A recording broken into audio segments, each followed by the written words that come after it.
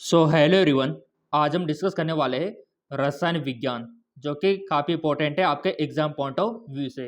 यहाँ पर बहुत ही इंपॉर्टेंट और इंटरेस्टिंग मल्टीपल चॉइस क्वेश्चन हम डिस्कस करने वाले हैं विथ डायग्राम। डायग्राम के साथ इनको समझने की कोशिश हम करेंगे। पहला क्वेश्चन है, और ये जो क्वेश्चन है ये डायरेक्ट आपको एग्जाम में देखने को भी मिल जाएंगे। ऊर्जा के निम्न रूपों में से कौन सा एक अपघटन प्रकार की रासायनिक अभिक्रिया लाने में मदद नहीं कर सकता। देखो विद्यार्थियों, यहाँ पर पूछा गया है रासायनिक अभिक्रिया लाने में मदद नहीं कर सकता, यानी कि आपको पता होना चाहिए कि कौन कौन सा मदद कर सकता है रासायनिक अभिक्रिया लाने में।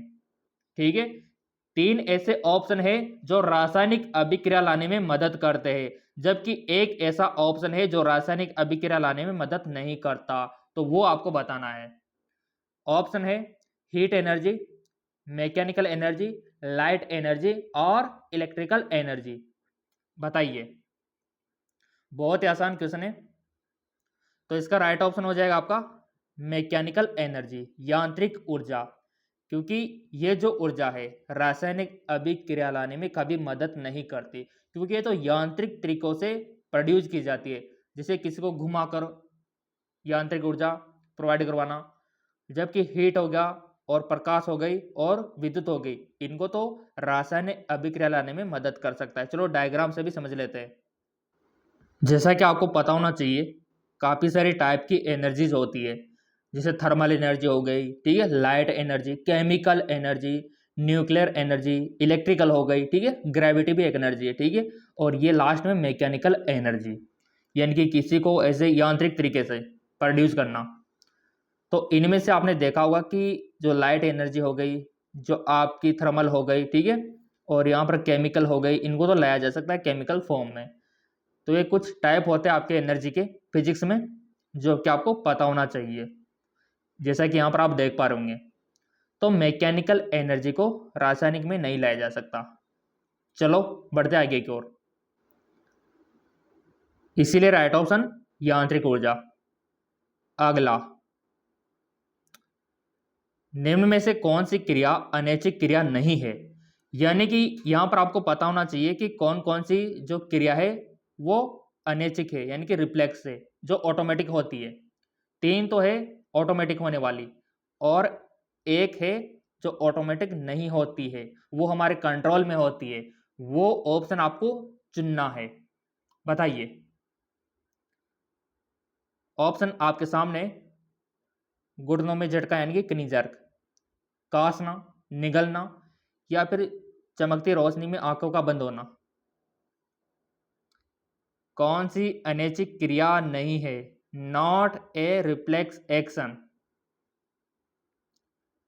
तो देखो विद्यार्थियों, पहले तो तीन हमको याद होना चाहिए कि कौन कौन सी रिफ्लेक्शन एक्शन है। तो यहाँ पर पहला ऑप्शन है कि कनिजरक, यानी कि घुटनों में झटका, यानी कि जैसे आप टेबल पर पैर लटका कर बैठे हो, अगर आपके जो यहाँ पर कनी होता है, ठीक है, यहाँ पर जो घुटना होता है, इस पर कोई चोट मारे तो आपका पैर मूवमेंट करेगा, ऑटोमेटिक करेगा, ऑटोमेटिक।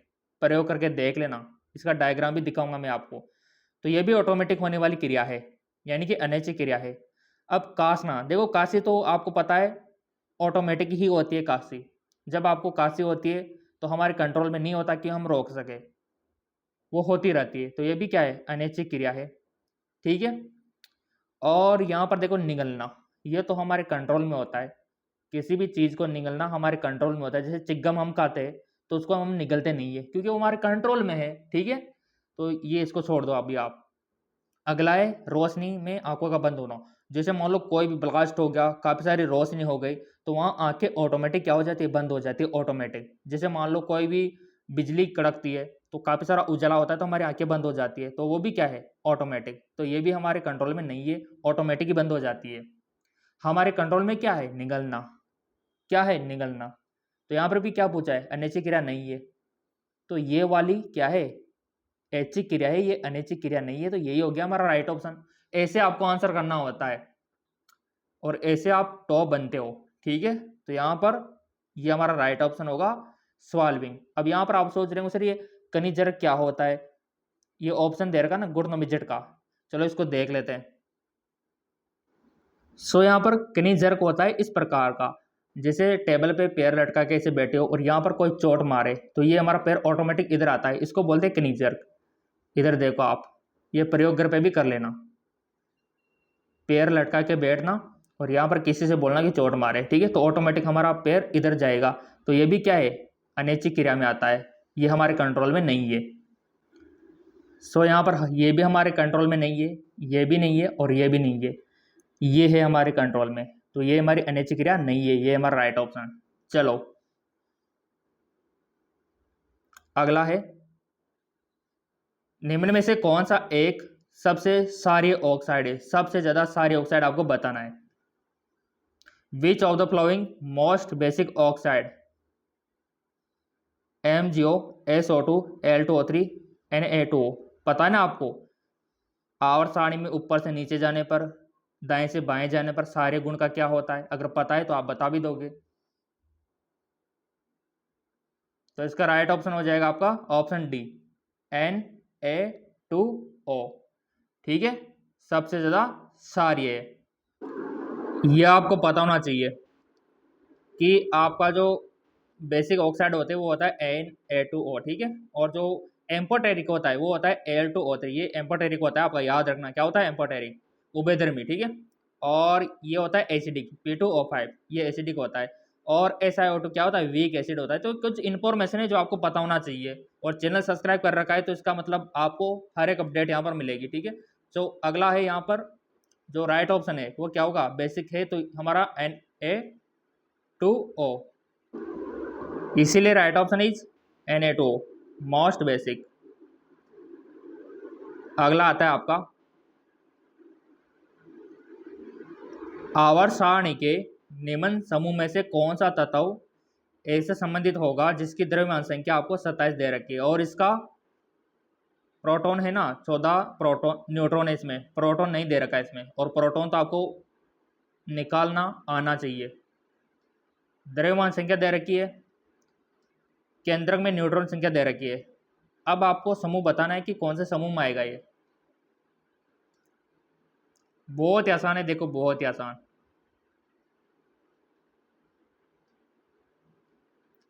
कर लिया होगा आपने, ठीक है। देखो अब यहाँ पर प्रोटॉन की संख्या दे रखी है तो न्यूट्रॉन की संख्या हमको निकालना आना चाहिए। न्यूट्रॉन की दे रखी है, प्रोटॉन की हमको निकालना है, ठीक है।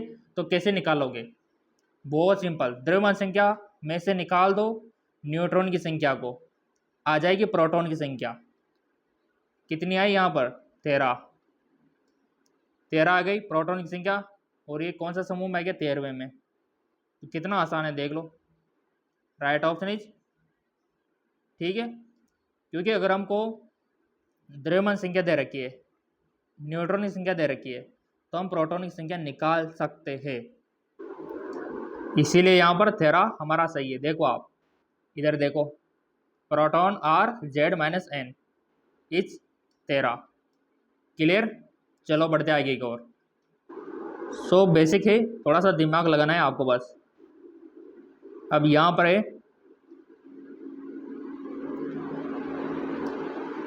निम्न अभिक्रिया में कौन सी संयुक्त अभिक्रिया का एक उदाहरण नहीं है। इधर देखो नहीं है बताना है आपको, यानी कि आपको पता होना चाहिए कि कौन कौन सी अभिक्रियाएं संयुक्त अभिक्रिया है।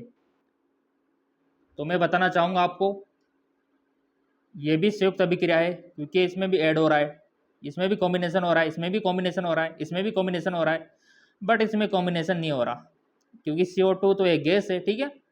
और गैस COH के साथ कैसे, ये है आपका COH घोल, ठीक है। तो ये आपका संयुक्त अभिक्रिया का उदाहरण नहीं है, यानी कि ऑप्शन डी देख लो आप। अगला, कार्बन तत्व के कौन से समस्थानिक का स्थान आधुनिक आवर्त सारणी में है।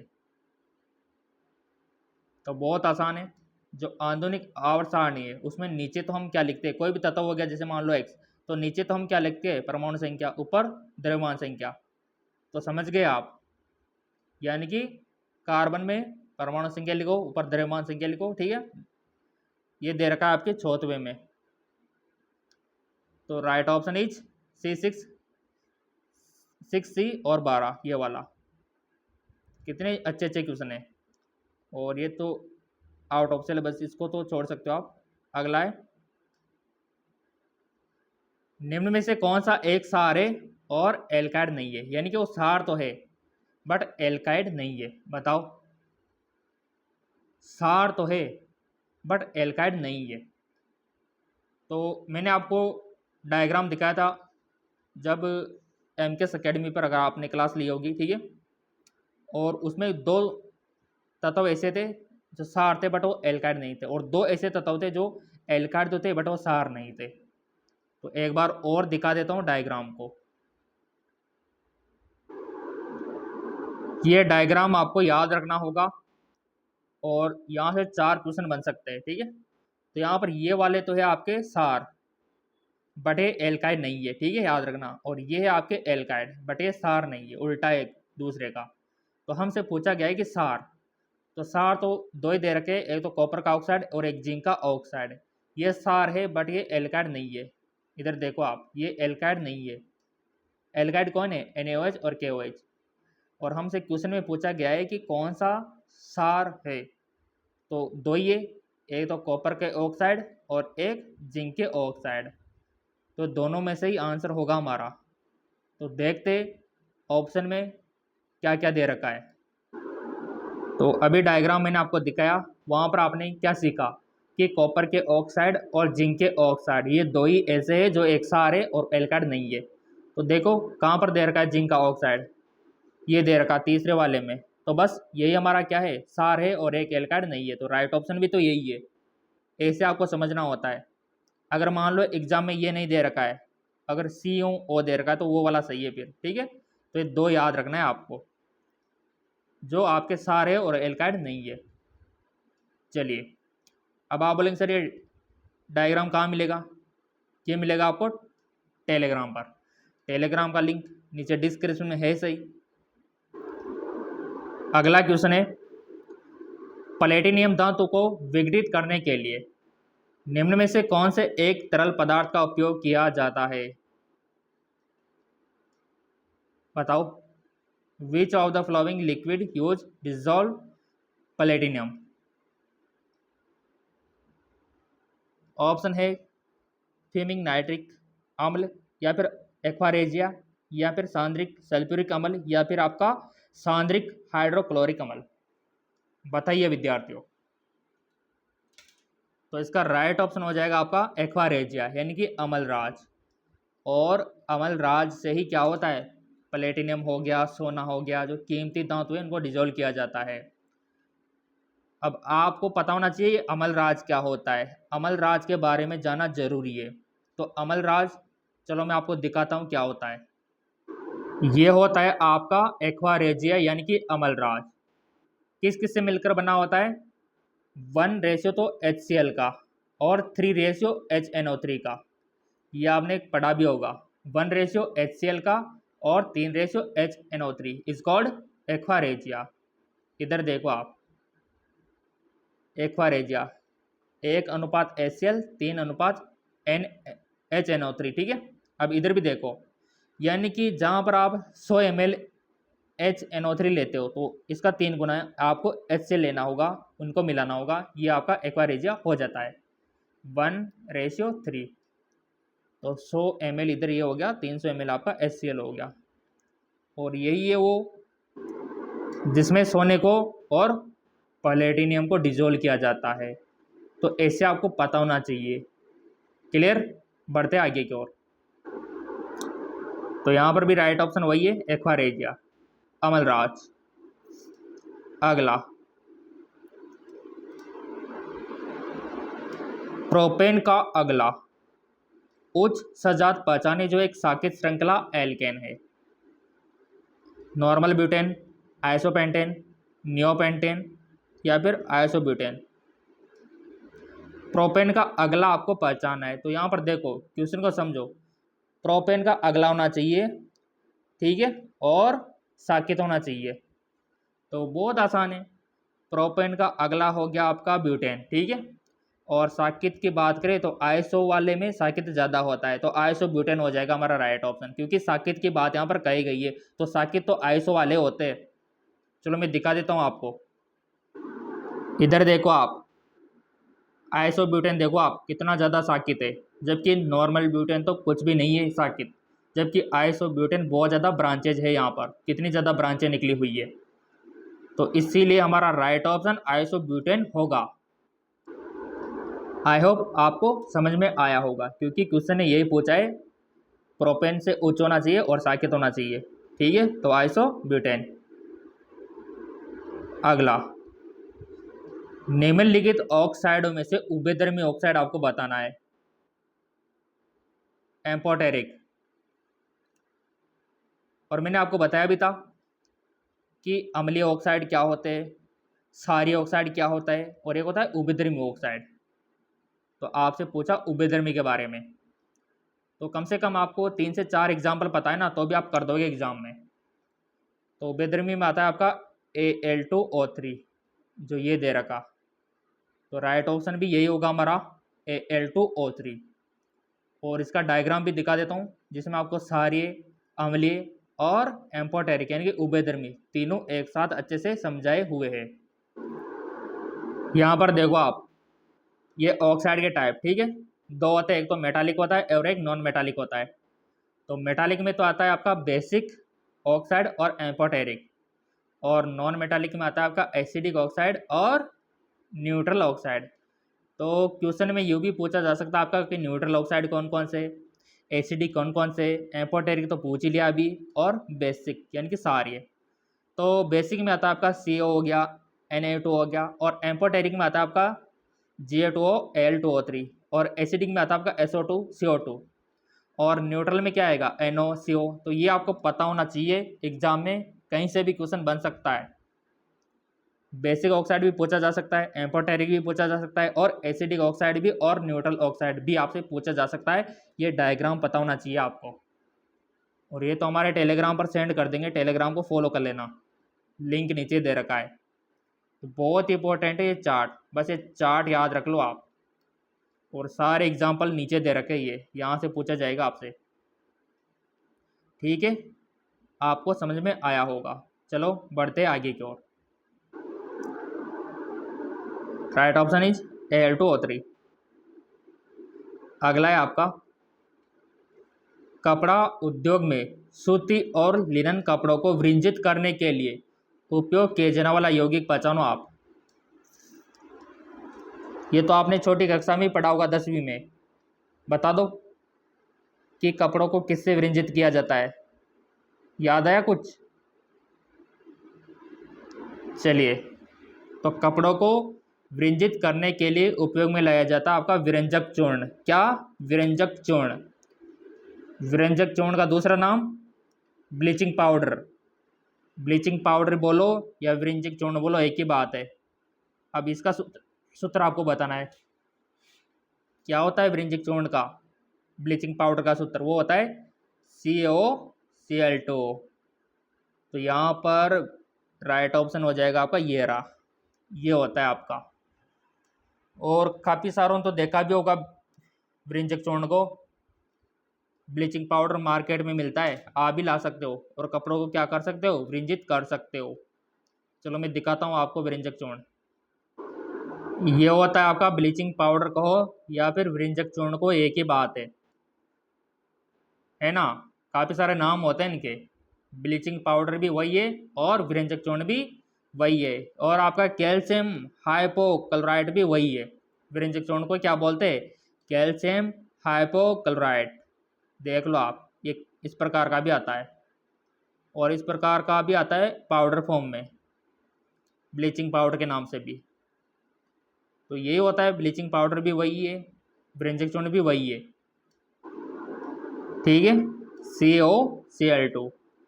अगला क्वेश्चन तो बहुत अच्छा है। साबुन के अणुओं में जल रागी और जल विरागी सिरों की उपस्थिति के कारण वे पानी में भिगोए गए किसी भी पदार्थ पर तेल या मेल के साथ क्या बनाते हैं? मिसेल, मिसाइले, आयनिक लवण, मृत रोगाणु। बहुत आसान है, 10वीं में भी पढ़ा होगा, 12वीं में भी पढ़ा होगा। मिसेल बनाते हैं। क्या बनाते हैं? मिसेल। तो राइट ऑप्शन यही हो जाएगा, मिसेल। और मिसेल कैसी दिखाई देती है, चलो देख लेते। ये देख लो, इस प्रकार से मेल को निकाल लेते खींच के। जो भी आपके कपड़े गंदे होते तो ये इस प्रकार की संरचना बनती है और आपके मेल को खींच लेते हैं इस प्रकार से चारों ओर से, और आपके कपड़े साफ हो जाते हैं। इसमें दो सिरे होते हैं, एक तो होता है हाइड्रोफिलिक सिरा और एक होता है हाइड्रोफोबिक सिरा। ये वाला होता है हाइड्रोफोबिक, ये पानी से डरता है। फोबिक का मतलब क्या होता है? पानी से डरना, ठीक है, इसलिए दूर भाग रहा है ये इस प्रकार की संरचना बनती है काफ़ी सारी, और आपके कपड़े हो जाते हैं एकदम क्लीन, एकदम साफ। किसके कारण? मिसेल के कारण, ठीक है। अगला है आपका सौर ऊर्जा। रेगिस्तान में एटीपी में परिवर्तन होती है। तो यहाँ पर कहने का मतलब है कि जो सौर ऊर्जा है, ठीक है, सौर ऊर्जा किसके द्वारा एटीपी में कन्वर्ट होती है? बताओ। सौर ऊर्जा किसके द्वारा या फिर किस में एटीपी में परिवर्तन होती है? माइटोकॉन्ड्रिया में, क्लोरोप्लास्ट में, राइबोसोम में, गोल्गी काई में। तो देखो विद्यार्थियों, जो सूर्य की ऊर्जा है, और सूर्य की ऊर्जा से भोजन कौन बनाते हैं? पेड़ पौधे। तो पेड़ पौधे बनाएंगे ना, तो यहाँ पर एक पत्तिका होना जरूरी है, और पत्ती में क्या रहता है? क्लोरोप्लास्ट। और क्लोरोप्लास्ट तो समझ गए होंगे आप, क्लोरोप्लास्ट का नाम आता है कि ऑप्शन भी तो ये दे रखा है क्लोरोप्लास्ट। तो इसका मैं डायग्राम भी दिखा देता हूँ आपको। ये देखो आप, ये सूर्य का प्रकाश आया, ये यहाँ पर पत्ती में क्या होता है? क्लोरोप्लास्ट होता है, ठीक है, ये पेड़ की पत्तियों में। और यूज क्या हो रहा है इधर? H2O CO2 यूज हो गया, O2 निकल गई, और नीचे देखो ATP बन गया आपका। और ये आपका जब उच्च कक्षाओं में जाओगे तो आप केल्विन साइकिल के बारे में पढ़ोगे, तो ये ATP ये रहा। तो कितना आसान है विद्यार्थियों। और जब यहाँ पर आप जो पत्ती है पेड़ की, उसको क्लोरोप्लास्ट देखोगे तो इस प्रकार का होता है क्लोरोप्लास्ट। इस प्रकार की संरचना होती है, स्ट्रोमा होता है, और इसमें देख लो कौन कौन से लेयर होते हैं। स्ट्रोमा होता है आपका, लुमेन होता है, आउटर लेयर होती है, ठीक है। तो ये संरचना भी पता होना चाहिए आपको। ये है आपका क्लोरोप्लास्ट। तो इसीलिए राइट ऑप्शन क्या होगा? क्लोरोप्लास्ट। अब काफ़ी सारे विद्यार्थी क्या करते हैं, यहाँ पर एटीपी का नाम सुनते ही वो माइटोकॉन्ड्रिया को समझते हैं।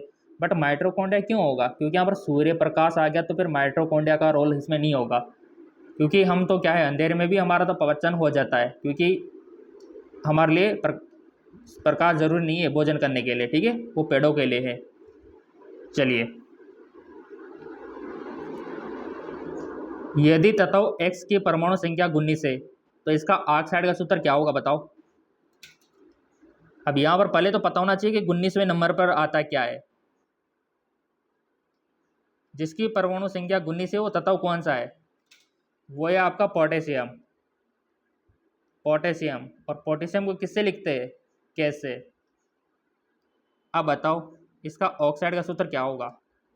बहुत आसान। पोटेशियम ऑक्साइड का सूत्र कैसे लिखते हैं हम? K2O, ऐसे तो लिखते हैं। तो यहाँ पर कहाँ दे रखा है ये सिचुएशन? ये दे रखी है आपके K2O, ये दे रखी है आपके इधर ऑप्शन डी में X2O यानी कि K2O। कितना आसान है विद्यार्थियों। क्योंकि यहाँ पर पोटेशियम को कभी भी हम ये नहीं लिख सकते, ये वाला KO2 नहीं लिख सकते, और ना ही इसको KO लिख सकते, और ना ही यहाँ पर K2O2 लिख सकते, बस हम K2O लिख सकते हैं। तो ये वाला सही है, ठीक। चलिए अगला, यहाँ पर मस्तिष्क का सोचने वाला हिस्सा बताना है आपको, थिंकिंग पार्ट ऑफ ब्रेन। तो आपको पता है कि हमारे ब्रेन को 3 हिस्सों में बांटा गया है, hind brain, mid brain, fore brain. तो यहाँ पर कौन सा हिस्सा सोचने का काम करता है? जैसे अभी आप पढ़ाई कर रहे हो, सोच रहे हो कि एंट्रेंस एग्जाम देना है, हमको तैयारी करनी है, तो ये कौन से हिस्से से हो रहा है पॉसिबल? तो बहुत ही आसान है, मैंने आपको बताया भी था कि हर एक ब्रेन का जो हिस्सा है उनका अपना अपना एक फंक्शन होता है। तो जो सोचने समझने वाला हिस्सा होता है वो होता है फोर ब्रेन, ठीक है, फोर ब्रेन के अंतर्गत। तो ये दे रखा आपका फोर ब्रेन। अब इसको डायग्राम से भी समझ लेते हैं। देखो विद्यार्थियों, हमारा जो मस्तिष्क है इसको 3 भागों में बांटा गया है। ये जो ऊपर वाला है ये पूरा का हिस्सा क्या है? ये फोर ब्रेन में आता है, ठीक है। और ये वाला जो हिस्सा है, जैसे एक तो ये वाला फिर ये किधर ऐसे होता है, इसके बीच वाला इसको बोलते हैं मिड ब्रेन, ठीक है। और ये नीचे पीछे जो होता है इसको बोलते हैं हैंड ब्रेन। तो सोचने समझने की पूरी क्षमता हमारी यहाँ पर होती है ऊपर वाले फोर ब्रेन में।